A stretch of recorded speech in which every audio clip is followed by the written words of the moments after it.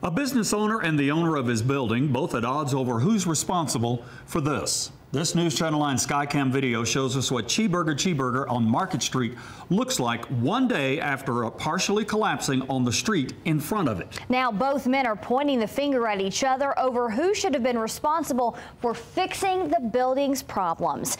Allison Levine joins us now live with a look at why they are blaming each other. Allison. Latricia, Calvin, if you are in downtown Chattanooga, this building behind me is still quite an eyesore. Rubble, bricks all over the floor over here. This building came down around 1:30 yesterday afternoon, and now a legal battle is brewing over who was responsible for preventing this from happening. Cheeseburger has been a Market Street staple since 1989. Chuck Ike owns the burger and milkshake joint. This was it. This was our retirement. This was our kids' education. This was our family's income. Now, bricks, rubble, and an open facade are all that's left.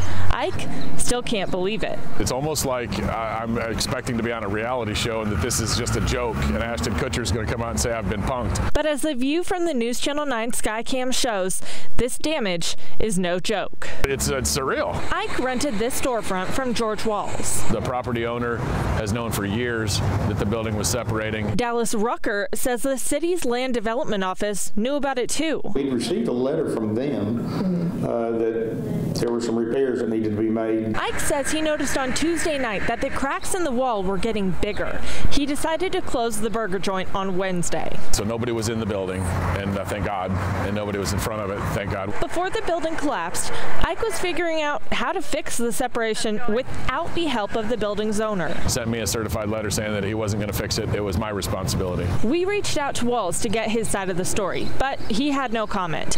Amy Petula also rents from him. She owns Ghost Tours next door. George and I got along well because I never asked anything from him. She does recall one incident, though. We did have a while back a window that had cracked, and I spoke to the landlord about it, and he had no interest in fixing it. Ike says as the building's owner, these fixes were his responsibility. He's had a lot of opportunity to correct it, and the building wouldn't be laying in rubbles right now, and I would still own it, and I would still have 25 people working for us if he had acted.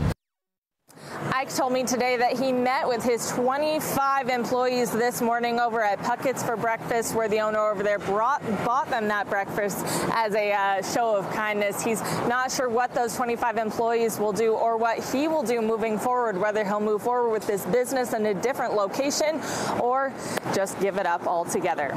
We'll have more on this coming up at 6 o'clock. For now, reporting live in downtown Chattanooga, Allison Levine, News Channel 9. Thank you, Allison. The city's land development office says the building owner will have to decide soon whether to rebuild or tear down what's left. Both Charlie Each and Amy Petula say they don't believe George Walls will rebuild.